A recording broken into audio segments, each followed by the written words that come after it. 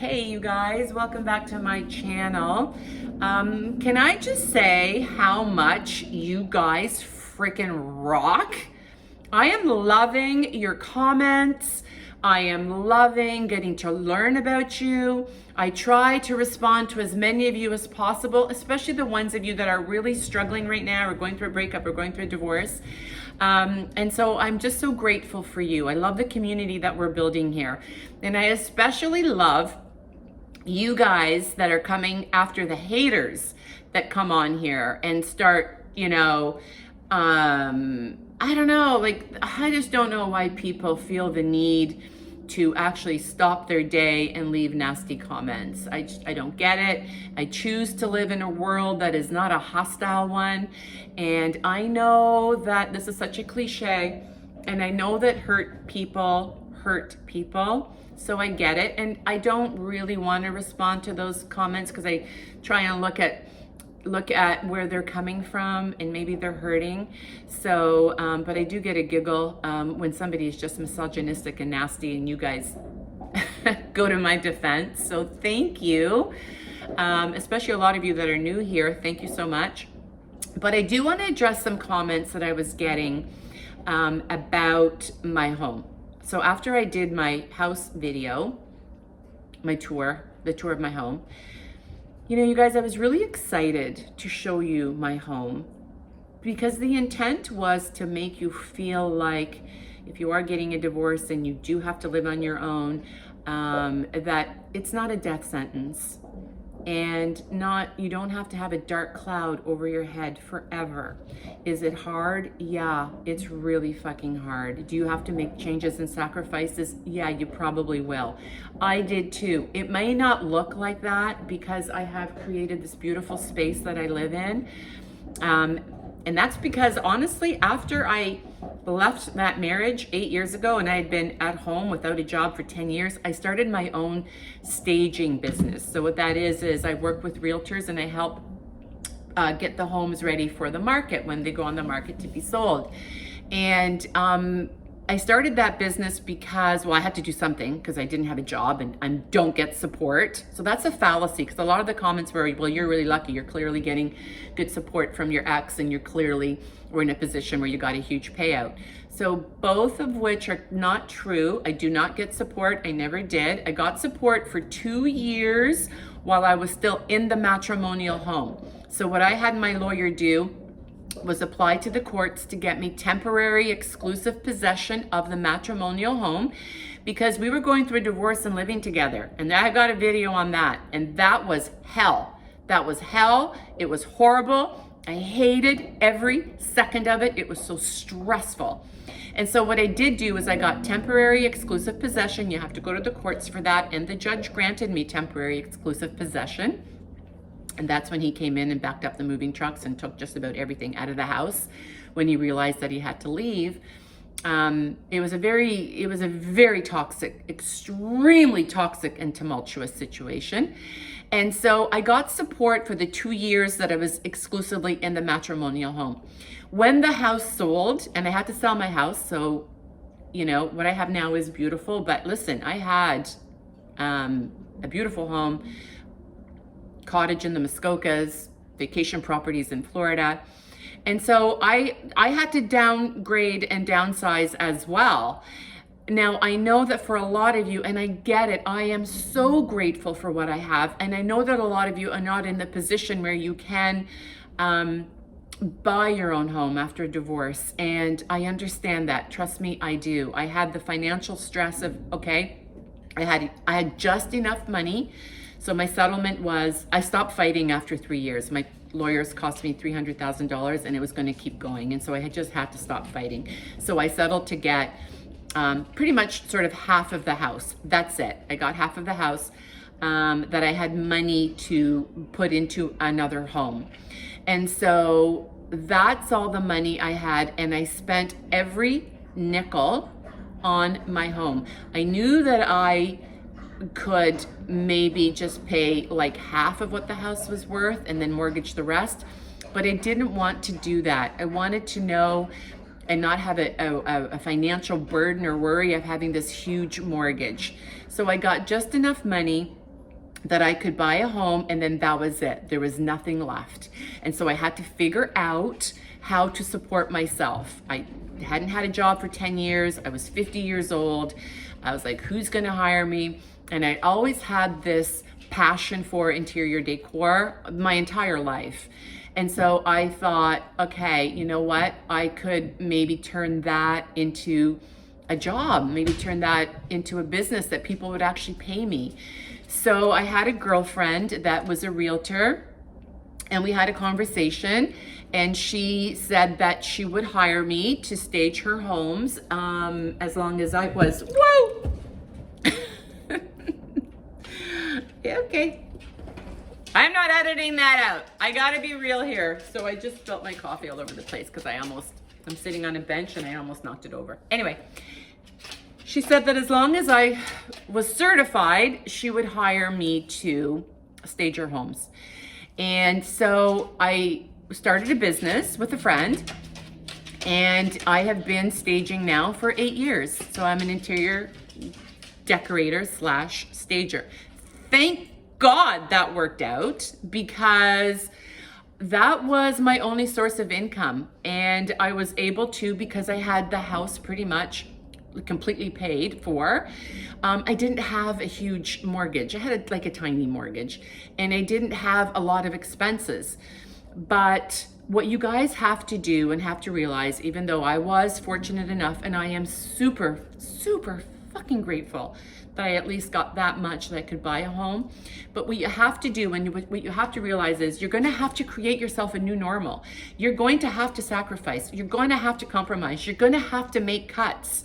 I was, having to, oh my God, I used to go to Value Village. Like, you saw all the pots that were on my dining room table. I would go to Value Village and pick up like vases or containers or pots for like $2, $3. And then, this guy's gonna photobomb every video. And then paint them. So I learned how to do things really inexpensively. I learned where to shop. There's no shame in shopping at Walmart. There's no shame in going to Value Village. You gotta do what you can to make things work. You have to live below your means. And I did all of that. I cut my cable. The only reason I have cable now, for those of you that don't know, that are maybe new to my channel, I have a son that was on The Bachelor, and I only got cable so that I could watch the show. And I still have cable because there's spin-offs, there's Bachelor in Paradise. And so I kept cable because he is, and a lot of his friends are, associated with Bachelor Nation. And so that's the only reason why I have cable. Once it's done, I'm going to be done with cable. So I had to learn to live below my means. I had to learn to make a lot of sacrifices and a lot of compromises. I cut everything. If I was subscribing to, I don't know, Cosmo or Architecture Digest or whatever, I cut every single subscription I had. I took my phone plan and I cut that in half. Laundry, this is crazy. I still, to this very day, only do my laundry or run my dishwasher or run my laundry machine when it's off-peak hours. So to this very day, I'm still very cognizant, because when you are forced to stand on your own 2 feet and you have nobody to back you up financially, unless you want to get yourself into a really bad predicament, you have to make changes and you have to create that new normal for yourself. And you should not be ashamed of the fact that maybe you are shopping at Walmart, So what? So who gives a shit? So be it. I have learned in my 58 years that other people's opinion of me do not define who I am. And I have learned to live life really unbothered. And I have learned that so many people in this world buy things they can't afford to impress people that they don't even fucking like. And I'm not doing that anymore. I am going to be who I am. Part of getting the divorce, again, if you guys, I have so many videos, but it was really toxic, really tumultuous. Police were at the home on numerous occasions, and I could not be in that relationship any longer. I was losing me. I was losing who I was. And part of getting a divorce was going back to my grassroots, living simplistically, living more authentically, and standing in my truth. You know, a lot of the other comments I had were comments like, oh, your house is so minimalistic, like you don't have a lot of stuff, like there's not a lot of tchotchkes or, you know, trinkets and stuff. Well, I had to start fresh. Like I said, I don't know if I mentioned this, maybe I have dementia sometimes, I swear, that when I got temporary possession of the matrimonial home, he was not happy about that, and he came in, backed up the trucks, and pretty much moved everything out of the house. So I had to start pretty much brand new with all my furniture. And then I just, you know, never really got back into the habit of overbuying or over decorating or just having things that I don't need. And so today I do very much, because I am still on my own. And listen, I'm in the real estate market. The market here in Canada is not great. And so I have to be cognizant of the fact that I never know when my next paycheck is coming in. And so I do still live frugally, and I do watch where I spend my money. And the only reason why my manicure is done is because I had a Valentine's Day event that I went to. Do you guys watch Vanderpump Rules? Tom Schwartz. Anyway, Tom Schwartz was in town, and his publicist is also my son's publicist, and we've become friends. So I went to the event, and I'm like, oh my God, I can't go to the Vanderpump Rules event and not have my nails done. So I got my nails done, but I never go and get my nails done. My hair, oh my gosh, he's a rescue. He's so needy. My hair, guys, sometimes I do my hair out of the box, Shoppers Drug Mart, $10.99. You got to do what you got to do. So I know that from the outside looking in, it may look like I've got everything together and I'm so lucky and I have a beautiful home, and I do have a beautiful home, but it comes with sacrificing and compromising and, yeah, just not being able to live the lifestyle that I had before. And that is okay, because to me, everything that we see here, everything, our cars, it's all temporary, you guys. It's all temporary. Somebody's going to be living in this house. I'm not going to be here forever. Our cars are going to be scrapped. The stuff that we own is either going to be destroyed or given to someone else. This is all temporary. And what is important to me now is creating memories, and it's creating connecting and having relationships and having meaningful, fulfilling connections with people. That's what's important to me. Having peace in my home. I said that when I was doing my video. More than anything, I do feel like I have a beautiful home, which I work hard at to keep and to maintain. But more than anything, what I love when I come into my home is that it's peaceful and it's quiet and it's tranquil. That's what's important to me, because to me, peace is priceless. All of this, although beautiful, it doesn't matter. It could all go away tomorrow. And if the market doesn't pick up, fuck, it all might be going away tomorrow. But it's temporary. It's not forever. I aim to have peace. I aim to have a life where I can be authentic and be true to myself. And because, you know, perfect isn't real. And real isn't perfect. And I don't want to be, I don't want you to think that I have this perfect life now. I don't. I went through hell. Do I even have my, yeah, I did. I wrote a book, you guys, because it was actually a journal. It started as a journal. Ugh. I was trying to hide this when I was doing my home video, so I put it under the bench. It started as a journal, then which became a book. It's Rising Up, Take Charge, Break the Cycle, and Rebuild a Kick-Ass Life. And breaking the cycle was really important to me because I come from, as a child, from a father who was very abusive to my mom and chauvinistic. And then I felt that I was looking for the same in my partners, and I had to break that cycle, which I finally did. Where was I going with that? Oh, so this is like a self-help manual. I'm not here to push the book, although you can go into my Instagram and order the book. It's like a self-help manual on rebuilding a kick-ass life tips and life lessons. It was a journal that turned into a book.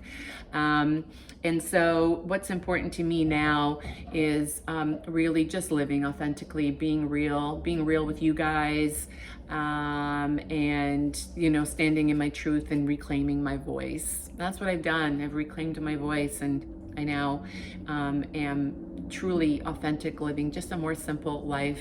Sometimes you even have to really evaluate the people that you have in your life, your friends and stuff, and are they adding to it? Because apparently we are the sum of the 5 people that we hang out with. And so I want people in my life that are going to build me up, that are going to make me feel better after having had an interaction with them than feeling worse. And I hope that I do that for you guys. I really do. So I just want to say thank you to all the new people on board. Thank you to all the amazing comments. Keep them coming, because I think I've pretty much responded to just about everybody that has left me a message or left me a comment. And I'm here to inspire you and to encourage you and to make you feel like you're not alone. If you look at the rest of my videos, although I do come across as pretty happy and upbeat, and I am for the most part, I think there was one video that I did that it was, I'm not okay today. I'm not okay. And sometimes it's okay to not be okay. And that was a tough day, because as a 58-year-old, I am in the sandwich generation where my parents are getting old and sick, and I have friends and family that have terminal illnesses, and then I have to worry about my kids. And so, I mean, my kids are doing fine, but you know, we always worry about our kids, right? And are they going to be okay? Because sometimes I look at this world and think, oh my God, where is this world going? And so I just wanted to say that although I may look like I have this beautiful home and a perfect life and all that, none of it came easy. None of it. And I'm still working my ass off all the time in order to maintain what I have, because I have nobody to fall back on. I'm still single after having been divorced 8 years ago. I have nobody in my life. And so I need to stand on my own 2 feet. And that's an everyday struggle. And that's all I have to say today. I'm so glad to be here.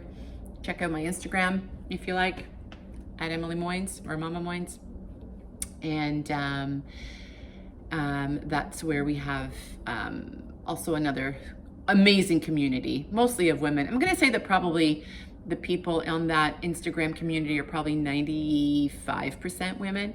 But really, if you need to be built up, if you need a place to just feel included, like community, go there. You'll get it. I love all the women there. So thanks, guys. Have a great day, and I'll see you in my next video. Bye.